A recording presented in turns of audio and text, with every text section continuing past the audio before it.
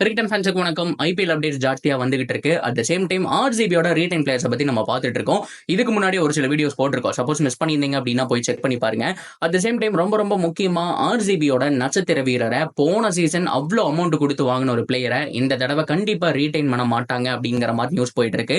யாரு என்ன ஏது அப்படிங்கிற கம்ப்ளீட் டீடைல பார்க்கலாம். அதுக்கு முன்னாடி ஃபர்ஸ்ட் டைம் சேனல் வரீங்கன்னா மறக்காம சப்ஸ்கிரைப் பண்ணி சப்போர்ட் பண்ணுங்க. அப்பதான் அப்டேட் எல்லாமே எங்களுக்கு வந்து சேரும். சரி வாங்க வீடியோக்குள்ள போகலாம். ஸோ ஃபர்ஸ்ட் ஆஃப் ஆல் ரொம்ப முக்கியமான ஒரு விஷயம், ஆர்சிபி அவங்களுடைய கோரை ரீடைன் பண்ண போறாங்க. இதை பத்தி நம்ம நிறைய பேசியாச்சு. என்ன ஒரு தினேஷ் கார்த்திக் இருந்ததா பேட்டிங் இன்னும் பேலன்ஸ்டா இருந்திருக்கும். இப்போ பினிஷருக்கான தேடல் அப்படிங்கிற மாதிரி மறுபடியும் டீம் போக போகுது. இதுல நட்சத்திர வீரரான விராட் கோலி இருக்க போறாரு அண்ட் வில் ஜாக்ஸை வந்துட்டு பிளேஸ் பண்ணிடுவாங்க. அண்ட் ரஜத் பட்டிதர், முகமது சிராஜ், இந்த 4 பேர் 100% ஸ்வர். இதை தாண்டி மீதி இருக்கக்கூடிய 2 பிளேயர் யாரு, அதாவது 5 ரீடைன் ஒரு 6 டீம் இல்லையா, அந்த 2 பிளேயர்ல யாரை எடுப்பாங்க அப்படிங்கிறது என்னுடைய கெஸ் என்னவா இருக்கும் அப்படின்னா, அன்கேப்டு பிளேயர் அப்படிங்கிற ஸ்லாட்ல ஒரு லோம்ரோர் மாதிரியான அதிரடியான ஆடக்கூடிய ஒரு லெஃப்ட் ஹேண்ட் பேட்ஸ்மேனை எடுத்துக்குவாங்க. அது போக ரொம்ப முக்கியம் RTM card maybe Faf du பிளஸியா அக்சன் விட்டு போடுறதுக்கான சான்ஸ் இருக்கு. இல்ல வில் ஜாக்ஸ் வேண்டாம், நாங்க கேப்டனை தான் ரீடைன் பண்ணுவோம் அப்படின்னா ஸோ வில் ஜாக்ஸுக்கு ஆர்டிஎம் போடுறதுக்கான சான்ஸ் இருக்கு. ஸோ இது போக 2 பிளேயர் இன்னும் ஆர்சிபில இருந்து வெளியில நிக்கிறாங்க, அவங்களுடைய கோரை மறுபடியும் கண்டினியூ பண்றதுக்கு. ஸோ அந்த பிளேயர் யாரு அப்படின்னா உங்க எல்லாருக்குமே தெரிஞ்சிருக்கும், கிளென் மேக்ஸ்வெல். ஸோ மேக்ஸியை பொறுத்த வரைக்கும் நல்ல பிளேயர் தாங்க, பட் இருந்தாலும் ஏகப்பட்ட அப்ஸ் அண்ட் டவுன்ஸ் அப்படிங்கறது அவருடைய லைஃப்ல நடந்துட்டு இருக்கு. ஒரு சமயத்துல பஞ்சாப்ல ஆடிட்டு இருக்கும்போது ஒரு சீசன்ல ஒரு 6 கூட அடிக்காம முடிச்சிருப்பாரு.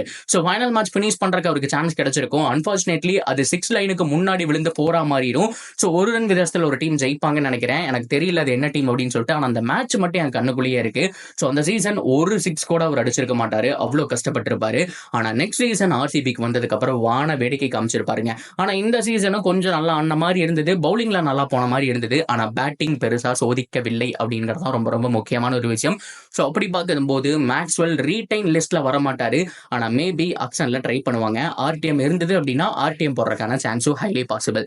அப்படியே கட் பண்ணோம் அப்படின்னா மேக்ஸ்வெலுக்கே இந்த நிலைமை அப்படின்னா இன்னொரு பிளேயர் இருக்காரு, கேமரூன் கிரீனை பொறுத்த வரைக்கும் பேட்டிங்ல அவ்வளவு பெரிய பர்ஃபார்மன்ஸ் இல்ல. ஸோ என்ன பொறுத்த வரைக்கும் ஆர்சிபில நிறைய தடவை அவர் வேஸ்ட் பண்ணிட்டாங்கன்னு சொல்லணும். ஒன்னு ஓப்பனிங் ஸ்பாட் அப்படிங்கிறது கொடுத்துருக்கணும், அப்படி இல்லைன்னா 1 டவுன். அதை தாண்டி ரொம்ப முக்கியமா மேக்ஸிமம் 4th டவுனுக்குள்ள அவர் இறங்கணும். ஆனா நிறைய தடவை ஜிக்ஸாக் அவருடைய ரோலை மாத்திட்டு இருந்தாங்க. எக்ஸாக்டா சிஎஸ்கே ரச்சின் ரவீந்திராவை என்ன பண்ணாங்களோ, ஒரு தடவை ஓப்பனிங் கொடுத்தாங்க, ஒரு தடவை வந்துட்டு 1 டவுன்ல போட்டாங்க, மாறி இறக்குனாங்க, பெஞ்ச் பண்ணாங்க. ஸோ அதே மாதிரிதான் இந்த இடத்துல வந்துட்டு வேஸ்ட் பண்ணிட்டாங்க அப்படின்னு சொல்லணும். ஆனா வாய்ப்பு கிடைக்கும் போதெல்லாம் செம்மையா பவுலிங் போட்டிருக்காரு. ஏகப்பட்ட மேட்ச் எனக்கு நல்ல ஞாபகம் இருக்கு. பிரேக் த்ரோ அவர் எடுத்து கொடுத்திருக்காருங்க. அவருடைய அந்த ஸ்லோவர் பால், அது மட்டும் இல்லாம பவுன்சர் செட் பண்ணி எடுக்கக்கூடிய டெலிவரி எல்லாமே பெர்ஃபெக்ட்டா இருந்திருக்கு. கேமரூன் கிரீன் பேசிக்கலி நல்ல பிளேயர் தான், ஆஸ்திரேலியாவாகட்டும். ஸோ அது மட்டும் இல்லாம ரொம்ப முக்கியமா ஆர்சிபி ஆகட்டும், அவருடைய டேலண்ட்டை மாத்தி ஊஸ் பண்ணிட்டு இருக்காங்க. மும்பை இந்தியன்ஸ் ஆகட்டும், ஸோ எல்லாமே அவருக்கு சரியா கொடுக்க வேண்டிய ஒரு இடம். ஓப்பனிங்னா நீங்க 10 மேட்சும் அதே இடத்துல ஆட விடுங்க, இல்ல 1 டவுனா இல்ல 4th டவுனா 10 மேட்சும் அதே இடத்துல ஆட விடுங்க. மாறி கொடுத்துட்டு இருக்காங்க. நல்ல டேலண்ட் தான். இவர் மட்டும் கிடையாது, இவர் மாதிரியே இருக்கக்கூடிய இன்னொரு பிளேயர் ஹாரி ப்ரூக்கும் அதே ஒரு பிரச்சனை தாங்க. மாறி கொடுக்கறதுனால ஸோ அவங்களோட சரியா பெர்ஃபார்ம் அப்படிங்கிறது பண்ண முடிய மாட்டேது. ஸோ பர்சனலா அவருக்கு ஒரு சில ப்ராப்ளம் இருக்கு. அதை பத்தி நம்ம ஒரு வீடியோ கூட போட்டிருந்த ஒரு 6 மாசத்துக்கு முன்னாடி. ஸோ அந்த ப்ராப்ளத்தோட ஆடிட்டு இருக்காரு. பட் இருந்தாலும் ஆர்சிபிக்கு செமையா பண்ணாரு.